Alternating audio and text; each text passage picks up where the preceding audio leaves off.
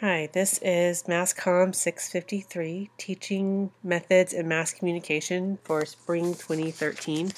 If you have downloaded this course syllabus already, you'll see that I actually still have on there Spring 2012, but this is the syllabus for this semester, and the rest of the dates should be accurate.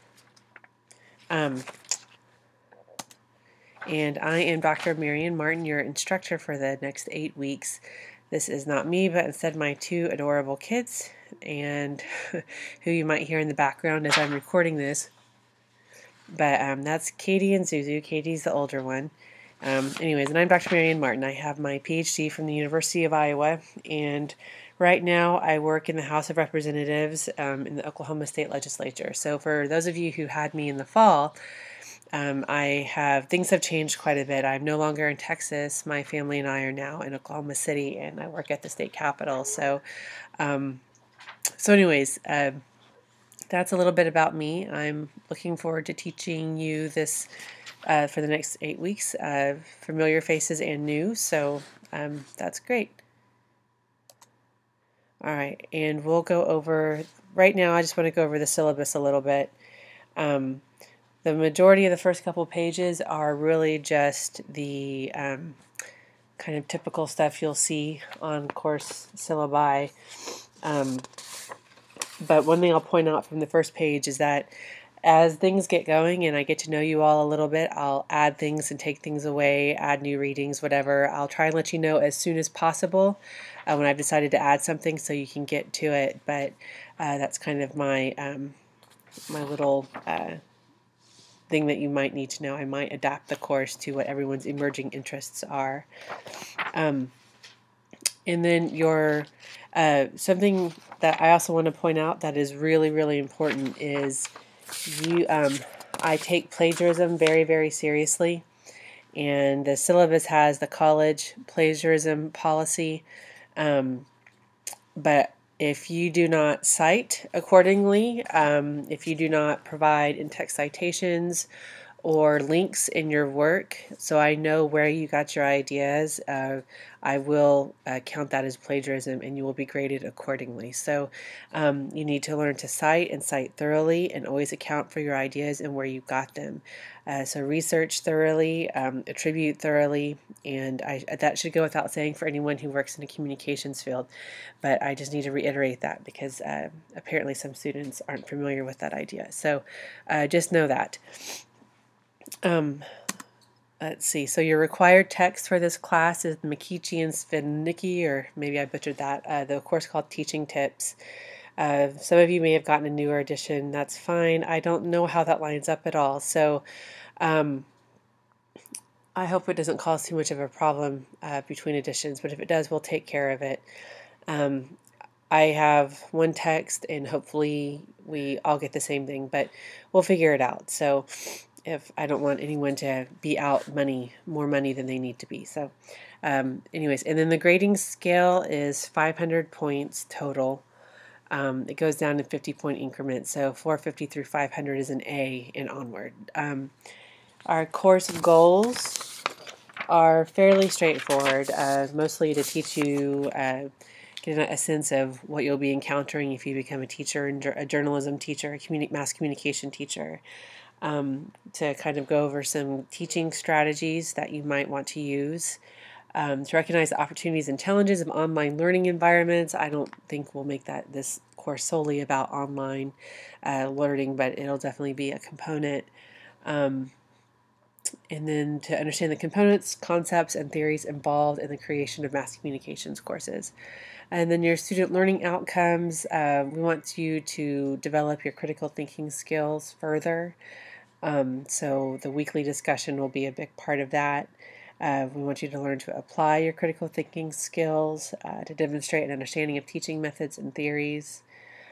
So your course syllabus and your teaching statement, which are two of your key assignments for this class, those will be the parts where you really demonstrate to me that you have learned these things. Demonstrate an understanding of course concepts through the creation of individual teaching philosophy, and create a mass communication course for the development of a syllabus course. So there you go. Zuzu, come here. Come here, sweetie. Come sit with me. Okay, sorry, my youngest is a little upset. Anyways, and so right here I have kind of an overview of what I'll be asking you to do for the next 8 weeks, what your assignments will be. The first one, discussion will be this one thing that you'll be doing every week, and you'll be posting to the D2L site. I'm sure I should have put that in this presentation somewhere, but it should go without saying that you'll be posting things on the D2L site for our course. You'll have 8 weeks of posting discussion. Each will be 13 points apiece. If you do the math, you'll notice that that adds up to 104 points, I believe. So you have a little bit of discussion, bonus points. Yeah, you have some bonus. Yep, there was a map on there. Yep, sorry. Do you want to see the map? Okay, there's the map. Sorry, my youngest is sitting next to me. Anyways, if you, let's see, on the discussion, I'll generally post these lectures Sunday night or Monday, and then to kind of give you a sense of what to anticipate the rest of the week. And I will lock each week's discussion so you can only post things between Wednesday and Friday. And that's because when they're just wide open and you can post each week whenever you want, and you can post the end of the semester, you can post the beginning of the semester, discussions become a little unwieldy. And I know this is an online course, but that I don't think that at all simulates what you would get in a regular brick and mortar classroom. And so to kind of give everyone a little bit more structure and a little more sense of when they need to be posting and when they need to be discussing, discussion boards for each week will only be open from midnight on Wednesday. So Tuesday night at midnight, the discussion boards will open, and then they'll be closed out Friday 5 p.m. each week. And Friday 5 p.m. is going to be our running general deadline. So all the dates that you see on this page are Fridays, and just assume that 5 p.m. is the deadline. So what constitutes a good discussion? Let me tell you what's not a good discussion. Summarizing the reading and saying you agree, simply saying you agree or disagree, is not a good discussion. Saying you agree or disagree with another poster's discussion is not a good discussion. So likes or dislikes and recaps are not going to count as discussions. So what I want to see is an analysis of the readings. I want to see you engaging with each other. You will be responsible for posting on each other's and responding to each other's discussion posts. And the best thing you can do is to analyze the readings that you have. And in this course, the context of this course, I think what that means most is kind of using your own experiences, either teaching if you have it, or as a student, or as a professional, and how you think the readings apply.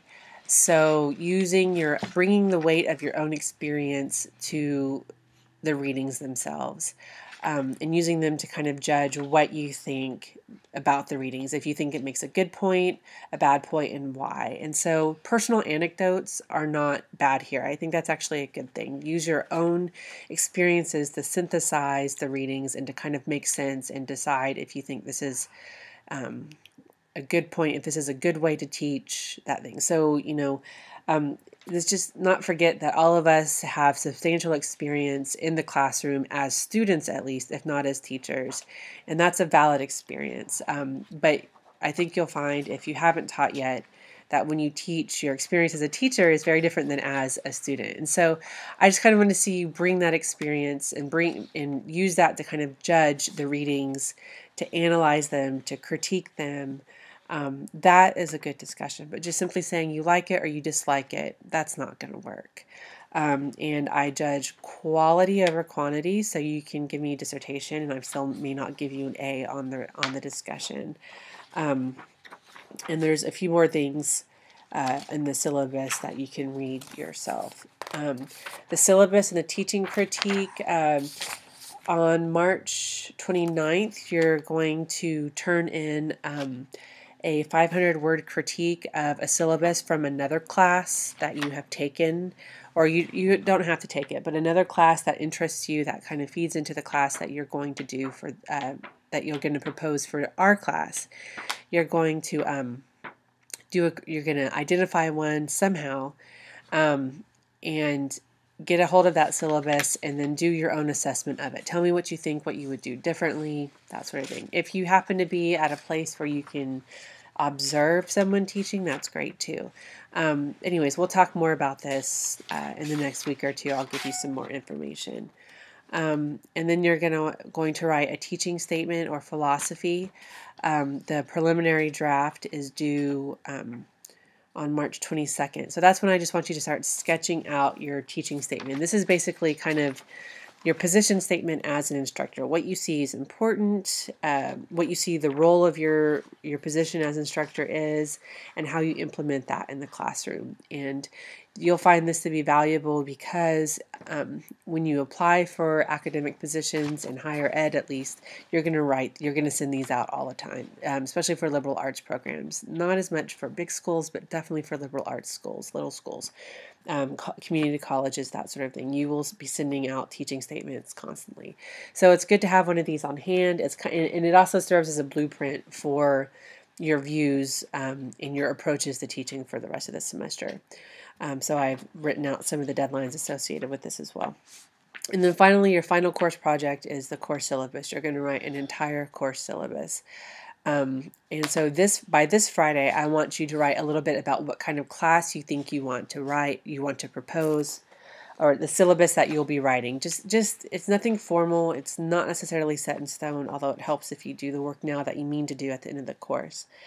But anyways, so that's you'll do the first step towards that by Friday this week at 5. That will be one part of your discussion requirements this week, which is giving me a sense of the type of class that you want to write a syllabus for. And then you'll be doing components of the syllabus throughout the next 8 weeks. So by April 15th, you'll turn in the course objectives, and by April 19th, the following, or another week or two, you'll turn in the course assignments, and on and on. And then on week 7, you'll turn in a working draft of both your teaching statement and your course syllabus. You'll post it so I have time to revise it, or not revise it, but give you feedback. And then you should have time to revise it to turn everything in by May 3rd. So those are where your 500 points are coming from the next 8 weeks. There's a little bit more information for you in your syllabus, and I will be giving you more information on each of these things as the course goes along.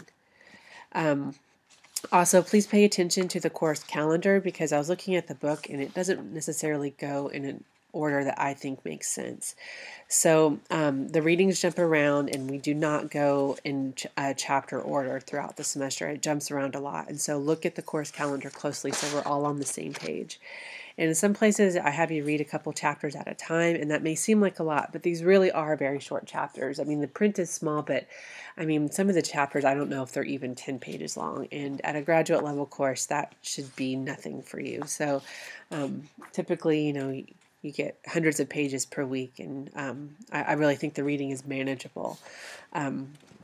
If that becomes a problem, then we'll definitely sort it out. But I don't think the reading should be too burdensome for everybody. But you will be responding to the course readings each week as a part of your discussion component. Finally, if you need to reach me, please email me at my regular email. I can have access to that much easier than I can the D2L website. So this is my actual South Dakota State address. But again, I'm not actually in South Dakota. I'm in Oklahoma City, and my office phone number is printed on the course syllabus, so you can call me there during the day, and I will try and return your call as I can. But email is really the very best way to get a hold of me. So